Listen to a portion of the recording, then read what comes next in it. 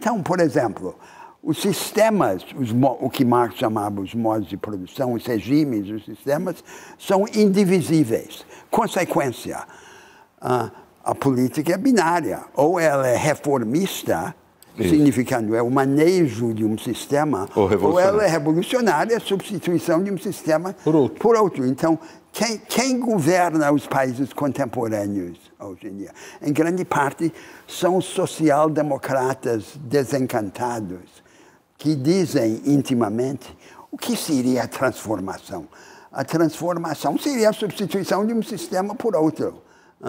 E como isso não é viável, ou se fosse viável, seria perigoso demais, o que resta a nós fazer é manejar e humanizar o mundo. Então, a humanização do inevitável, em vez de sua transformação fragmentária, vira o mote, vira o tema. E chegamos assim aos progressistas contemporâneos, que aparecem no palco da história contemporânea como os humanizadores do inevitável. E, de certa forma, pelo que eu entendi, é isso que nós temos feito no Brasil. É isso que nós temos feito no Brasil, e nós temos feito isso agora com a ajuda da nossa facilidade com a natureza, que nos permite essa saída barata, fácil, de sair pelo lado. É isso que nós fizemos. Eu adorei a expressão humanização do inevitável, porque se eu pego só humanização do inevitável, não tenho como não considerar isso uma boa divisa. Porque o inevitável por inevitável...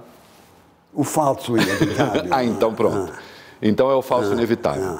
Porque se é inevitável... Porque claro. eu tenho muito problema com, assim, muita gente diz, não, a política não pode ser só a arte do possível. Quando alguém me fala isso, eu já não sei mais do que eu estou falando, porque além do possível, eu não reconheço nada. A política é a arte de transformar o necessário em possível. Isso. Então, qual é esse falso inevitável que nós estamos humanizando? Exatamente. Exatamente. Então, e agora nós estamos sob a ditadura de uma série de ilusões. Uma dessas ilusões é essa ideia de que há uma escapatória fácil pelas riquezas da natureza. Depois, agora, nós temos a política exterior, que na América Latina, tradicionalmente, é usada como uma cortina de fumaça. Então, o governo se rende aos banqueiros, mas, por outro lado, na política exterior, encena uma denúncia dos Estados Unidos. O anti-americanismo compensa a rendição aos financistas.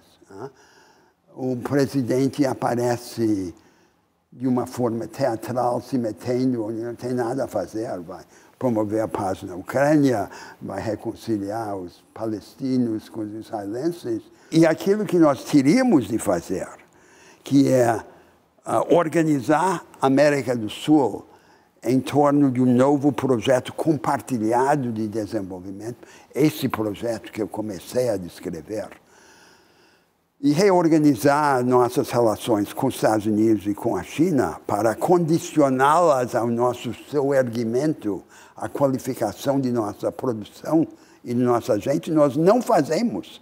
Então, aí é outra escamoteação. Depois tem a política identitária, que nós também importamos dos Estados Unidos, e que é outro absurdo. Então, antes de vir esse tsunami americano da política identitária, importada de um país onde branco e negro não se misturam, para um país em que a realidade fundamental é mestiçagem, o Brasil estava começando a desenhar uma resposta muito promissora a essa problemática. A resposta é dizer, a maioria é mestiça, é pobre, nós temos que promovê-la por políticas sociais, inovações institucionais. Isso. A discriminação racial tem que ser punida individualmente, ela é crime. E não misturá-las, como os americanos fizeram. Geraram com isso uma burguesia profissional negra que se separou da maioria negra. A maioria negra são os pobres negros que enchem as cadeias americanas, que estão no emprego precário, que nada se beneficiaram. E nós fomos copiar o absurdo dos americanos. Quer dizer, a política de ação afirmativa tem como sua premissa jurídica básica nos Estados Unidos que ela não é uma política de cotas. Agora, como quando a Suprema Corte invalidou a ação afirmativa, invalidou dizendo isso, na verdade, é uma política de cotas. E numa democracia liberal não pode haver cotas. Aqui no Brasil, o termo cotas é usado pelos defensores dessas políticas, que é como que, de forma ingênua, revelassem o segredo daquele acerto americano. Isso é uma política de cotas, claro que é. E vamos chamá-la pelo seu nome. Então, aí construíram essa política identitária, que é a imagem reversa das guerras culturais da direita, e que é outra maneira de desviar a atenção do povo brasileiro de seus problemas reais para esse teatro simbólico. Mas, professor, efetivamente houve uma inclusão maior dos negros no ensino universitário. E há dados objetivos... Uma franja em cima, uma elite. Então, aquela política gerou benefícios em proporção inversa a quem precisava de ajuda. Quem precisava de ajuda era a maioria negra, que é essa maioria que pena nas prisões americanas e no mercado de trabalho. Mas é que a maioria aqui, a maioria pobre aqui, já não tem acesso à universidade. Sim. Se você tem, se juntam, aqui argumentando, se juntam discriminações de várias naturezas, a econômica e a racial, se pode corrigir, diminuir a desigualdade via a cota para os negros... Não separando branco e negro, nós não fazemos assim no Brasil. Nós temos que promover o critério principal, predominante da desigualdade coletiva será sempre o critério de classe. Esse critério é agravado por várias outras vulnerabilidades. Uma delas é a racial, a outra é de gênero e assim por diante. Então, essa promoção é coletiva. A discriminação individual tem que ser punida como tal e não misturada com a outra coisa. Mas como é que nós tiramos, do ponto de vista prático, essa massa de pessoas pobres, discriminadas e que não têm acesso à educação, sobretudo educação... Dando acesso aos pobres. Acesso aos pobres. Se vai haver algo chamado cota, que deve ser, na realidade, uma promoção coletiva, o critério básico deve ser a pobreza. A grande maioria dos pobres no Brasil, fora o extremo sul, são mestiços. Então, promovendo os pobres, automaticamente nós promovemos os mestiços. Não vamos começar a usar Nós temos duas coisas no Brasil. Mas não vamos começar a usar uma terminologia que é contraditória com o que aconteceu no Brasil. Uma das coisas boas do Brasil é a mestiçagem. O Brasil se misturou. A mestiçagem é a expressão racial do sincretismo. O sincretismo é um fenômeno geral, como eu dizia. O sincretismo do Brasil é o problema e a solução. O que é o Brasil? O Brasil é um país onde tudo se mistura com tudo, inclusive as raças. Não vamos começar a adotar uma taxonomia americana que é fundada na negação disso. E aí começa uma série de fantasias e absurdos em que as pessoas se autodeclaram isso ou aquilo por razões utilitárias. E tudo aumentando a confusão e a desorientação do povo brasileiro. Há um problema real ali. E aquele problema real está sendo transformado num teatro simbólico. Professor, não há um ânimo de contestação aqui, mas de registro para a gente bater papo. Eu, quando na USP, eu sempre adorei o Casagrande Senzala. E o Gilberto Freire era muito acusado de tratar a mestiçagem como se fosse um norte a se chegar e dizer ele despreza todo o estado de violência. Eu nunca achei que fosse aquilo. Agora, efetivamente, ele registra que os portugueses tiveram, em relação à mistura de raças, uma perspectiva um pouco diferente, por exemplo, da dos espanhóis. Sim. Né? Num trecho belíssimo, ele fala, inclusive, da integração dos negros vindos do Islã no Brasil, que ele fala que os olhos árabes serviram para amolecer o nosso cristianismo.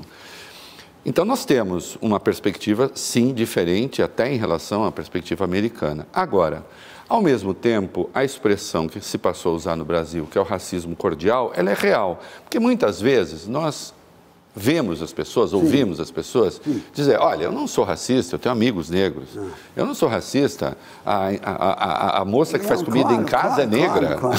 Agora, então, a gente convive com as duas coisas. Existe o racismo cordial. Deixa eu aproveitar para introduzir um outro aspecto dessa discussão.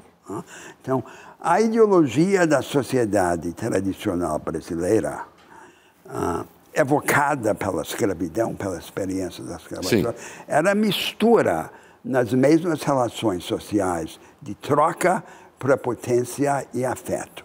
A fórmula das relações sociais era a sentimentalização das Raízes trocas, do Brasil, do sentimentalização das trocas desiguais. Isso.